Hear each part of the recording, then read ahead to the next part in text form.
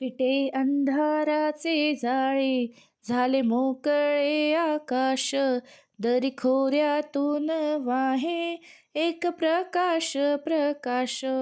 असा काहीसा 31st आणि नववर्षाचं स्वागत करताना आपला दृष्टिकोन असतो. अरे, आत्ताच तर मागचा 31st सेलिब्रेट करून झाला आणि मी हे करेन, मी ते करेन असं ठरवलेलं असतं. भुरकन दिवस सोडून जातात. त्या वर्षात जगत असताना आपल्याला येणाऱ्या आणि जाणाऱ्या वर्षाची बिलकुल जाणीव नसते. एकामागून एक दिवस उलटत असताना फक्त बदलणाऱ्या तारखेची आपण नोंदणी करतो.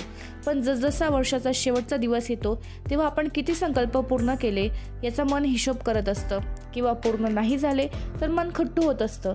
पण येणाऱ्या नवीन वर्षामुळे कुठेतरी एक आशा असते की पुढच्या वर्षी काहीतरी नाविन्यपूर्ण करता येईल. चला, आपण तीच आशा करूयात. कितीतरी दिवस आता 2024 लिहिताना 23 मधल्या 3ला 4 करावं लागणार. हात वळायला थोडा वेळ लागणार. चला, तुम्हाला नवीन वर्ष